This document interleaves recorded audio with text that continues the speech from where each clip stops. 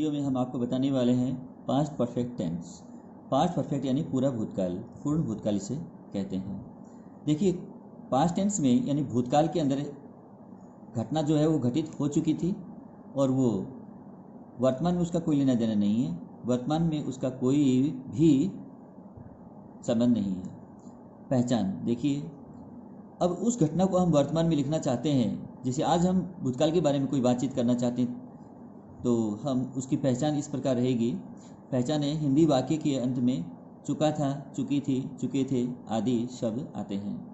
यानी घटना के यानी कि हिंदी वाक्य के अंत में जो है चुका था, चुकी थी, चुके थे आदि शब्द आते हैं। लिया था, दिया था, खाया था, पिया था, इस प्रकार। इसके अंदर जो है एडवर्ब है, एडवर्ब ऑफ टाइम, समय बताने वाले जो एडवर्ब है इसमें है आफ्टर या बिफोर। आफ्टर का मतलब होता है के बाद और बिफोर का अर्थ है के पहले। तो इसमें क्या है कि दो घटनाएं घटित होती है, एक पहले और एक उसके बाद में। तो जैसे कि इसमें दो टेंसों का हम यूज़ करते हैं, एक तो पास्ट इंडेफिनिट का, दूसरा पास्ट परफेक्ट का। तो दोनों को मिला करके हम इसमें कॉम्प्लेक्स सेंटेंस का निर्माण करते हैं। मेन वर्ब है इसमें, वर्ब की थर्ड फॉर्म, इसमें वर्ब की थर्ड फॉर्म का यूज़ किया जाएगा यानी V3 का यूज़ किया जाएगा। हेल्पिंग वर्ब है इसमें, सहायक क्रिया हैड, हैड इसकी सहायक क्रिया है। नेगेटिव जब बनाएंगे तो हेड के साथ में नोट लगाना होगा, ठीक है, हेड नोट हो जाएगा। इंट्रोगेटिव, जब हम वाक्य को प्रश्नवाचक बनाना चाहेंगे तो हमें सबसे पहले सब्जेक्ट से पहले हेड को लगाना होगा, उसके बाद में सब्जेक्ट लगाएंगे, सब्जेक्ट में नाउन या प्रोनाउन होगा, उसके बाद में वर्ब की थर्ड फॉर्म यूज़ करेंगे, उसके बाद ऑब्जेक्ट लगाएंगे और अंत में प्रश्नवाचक चिन्ह का यूज़ करेंगे। अब उसके बाद में देखिए स्ट्रक्चर जो है इसका, वाक्य को बनाने का जो रूल है वो है सबसे पहले सब्जेक्ट, सब्जेक्ट में नाउन प्रोनाउन होगा और उसके बाद में हेड लगाएंगे। सभी सब्जेक्ट चाहे एक वचन हो बहुवचन हो सबके लिए हेड लगेगा, ठीक है। उसके बाद में वर्ब का थर्ड फॉर्म का यूज़ करेंगे, थर्ड फॉर्म के बाद में ऑब्जेक्ट लगाएंगे यानी कि नाउन या प्रोनाउन यहाँ होगा यानी कोई चीज़ होगी, ठीक है। क्या या किसको का कोई जवाब होता है तो हम उसे ऑब्जेक्ट कहते हैं। उसके बाद में अदर वर्ड हो जाएगा। तो देखिए एग्जाम्पल स्वरूप हम आपको कुछ वाक्य बताने वाले हैं, तो किस प्रकार से इस टेंस के वाक्य बनते हैं। तो देखिए, अब सबसे पहला जैसे कि मैं यहाँ लिखना चाहूँगा I had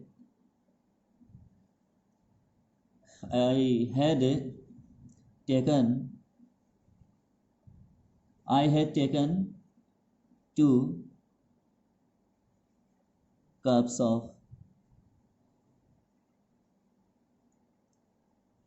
T.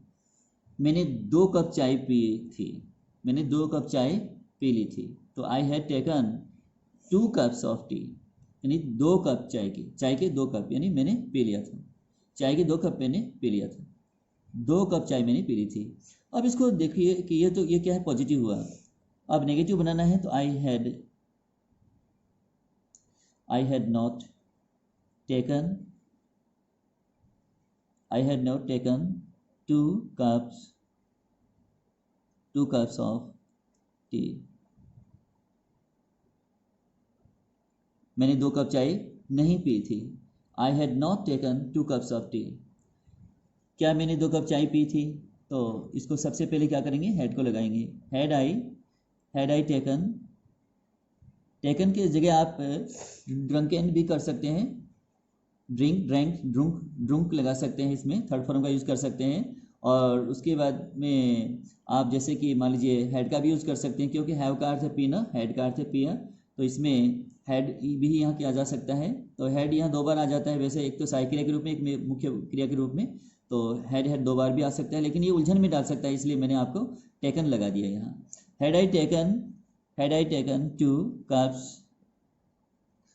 Of T. Had I taken 2 cups of T, क्या मैंने 2 कप चाय पी ली थी। अब एक सेंटेंस और बनाना है आपको, जैसे ये इंट्रोनेगेटिव हो जाएगा।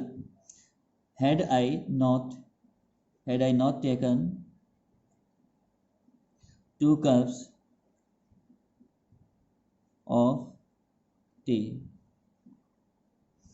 क्या मैंने 2 कप चाय नहीं पी थी। तो इसमें 4 सेंटेंस हमने बनाए हैं, एक के 4 बनाने होते हैं, क्योंकि चारों प्रकार के अगर मान लीजिए पॉजिटिव, नेगेटिव, इंट्रोनेगेटिव चारों प्रकार के वाक्य अगर आपको बनाना आ जाता है तो फिर कोई कमी नहीं रह जाती कहीं। तो इसलिए एक वाक्य के 4 वाक्य बनाना सीखो, क्योंकि केवल पॉजिटिव बनाने से नहीं चलता है, क्योंकि नेगेटिव भी बनाना पड़ सकता है, इंट्रोगेटिव भी बनाना पड़ सकता है, इंट्रोनेगेटिव भी बनाना पड़ सकता है। तो किसी भी प्रकार से वाक्य बनाना पड़ सकता है, तो आपको चारों ही तरीके सीख लेना जरूरी है। तो I had taken 2 cups of T, मैंने 2 कप चाय पी ली थी, तो ये हो गया आपका पॉजिटिव। नेगेटिव होगा I had not taken 2 cups of tea, interrogative होगा had I taken 2 cups of tea, और इंट्रोनेगेटिव होगा had I not taken 2 cups of tea. देखिए अगला सेंटेंस। अब जैसे मान लीजिए अगला सेंटेंस मैं बनाऊं, तो जैसे अब मैं लिखने वाला हूं यहाँ, जैसे ही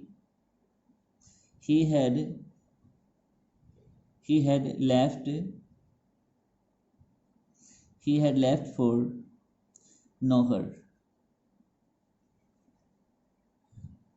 वह नौहर के लिए निकला था। He had left for Nohar, वह नौहर के लिए निकला था।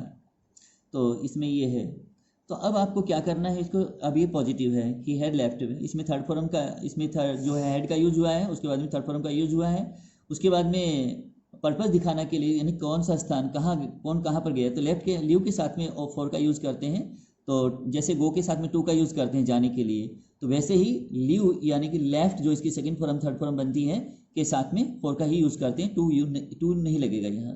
तो लेफ्ट फॉर नौहर ये से हो जाएगा। तो he had left for Nohar, वह नौहर के लिए निकला था के लिए हैड लगेगा।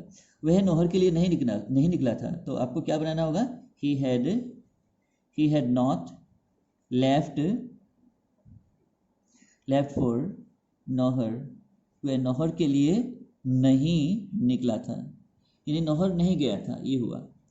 क्या वह नौहर के लिए निकला था, तो हैड लगाएंगे पहले, हैड ही लेफ्ट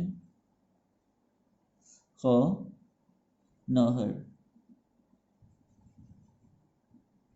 और अंत में क्वेश्चन मार्क लगाने। और one sentence is more, had he not left for Nohar, अंत में क्वेश्चन मार्क। तो सबसे पहले देखिए कि वह नौहर के लिए निकला था, he had left for Nohar, वह नौहर के लिए नहीं निकला था, he had not left for Nohar, क्या वह नौहर के लिए निकला था, had he left for Nohar, क्या वह नौहर के लिए नहीं निकला था, had he not left for Nohar. तो इस प्रकार से आपको पॉजिटिव, नेगेटिव, इंट्रोगेटिव, इंट्रोनेगेटिव तीनों ही बनाने जरूरी है और सीखने जरूरी है। तो उसके बाद में जैसे मान लीजिए एक और मैं आपको यहाँ समझाने वाला हूँ सेंटेंस, आप समझिएगा। जैसे मान लीजिए आई had got up, get up का मतलब उठना होता है, गॉट अप में नहीं उठा, ये थर्ड फॉर्म भी है, सेकंड भी है, थर्ड भी है। आई हैड गॉट अप, मैं उठ चुका था, यानी मैं उठ गया था। Before I had got up, before it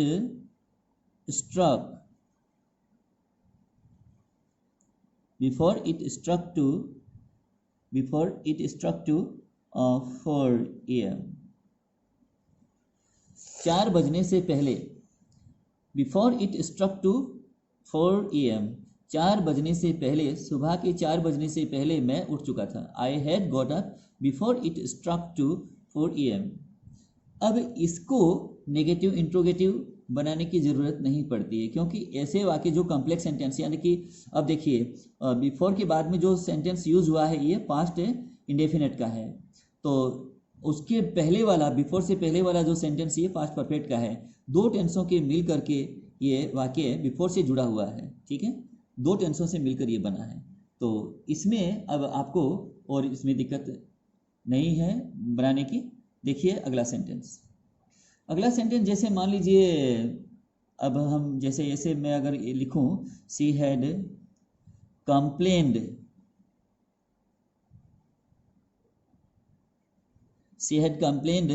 about, complain के साथ में हम अबाउट का भी यूज करते हैं, ऑफ का भी यूज करते हैं। ऑफ का यूज करेंगे तो हमें निर्जीव वस्तु लगानी होगी, और कंप्लेन के साथ में अबाउट लगाएंगे तो फिर किसी व्यक्ति के बारे में लिखनी होगी। तो she had complained about him, उसने उसके बारे में शिकायत की थी। She had complained about him, उसने उसके बारे में, उसके विषय में शिकायत की थी। अब उसने उसके विषय में शिकायत नहीं की थी, ये नेगेटिव बन जाएगा। तो लिखते हैं यहाँ she had not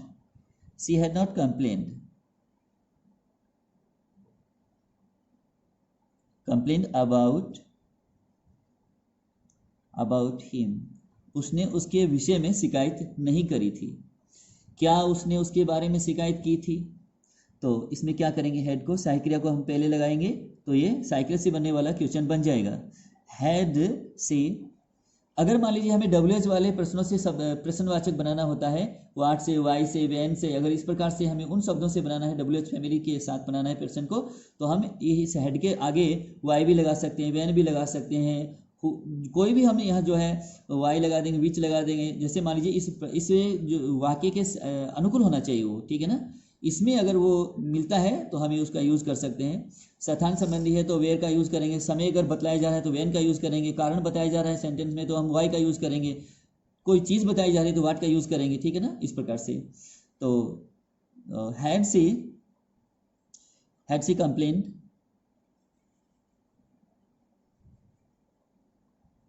complain about him. क्या उसने उसके विषय में शिकायत की थी? Had C complain about him, क्या उसने उसके विषय में शिकायत की थी, उसके बारे में शिकायत की थी। हैड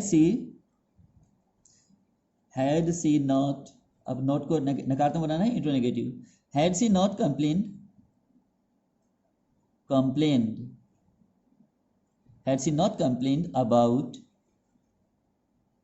अबाउट हिम, और अंत में क्वेश्चन मार्क लगाना।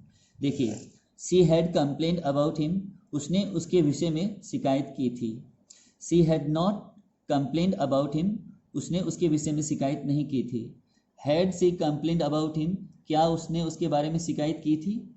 Had she not complained about him, क्या उसने उसके विषय में शिकायत नहीं की थी। तो इसका पहला जो सेंटेंस है she had complained about him, ये पॉजिटिव है यानी एफर्मेटिव सेंटेंस है। She had not complained about him, ये नेगेटिव है। Had she complained about him, ये इंट्रोगेटिव है। Had she not complained about him, ये इंट्रोनेगेटिव है। तो मुझे उम्मीद है कि आपको ये जो पास्ट परफेक्ट टेंस के नियमों के साथ जो भी वाक्य पेश किए गए हैं, एक वाक्य के 4 वाक्य बनाना मैंने आपको सिखाया है, और ये सारे के सारे आपको समझ में आ गए होंगे। आगे आप हिंदी के वाक्य चुन करके आप इस तरह के वाक्य अंग्रेजी में बदलना सीख सकते हैं। और अगर आपको कुछ और भी सीखना है तो आप कमेंट में लिख सकते हैं मुझे, मैं आपको स्पष्ट करके बताऊंगा। तो ज़्यादा से ज़्यादा इस वीडियो को लाइक कीजिएगा, शेयर कीजिएगा। Thank you.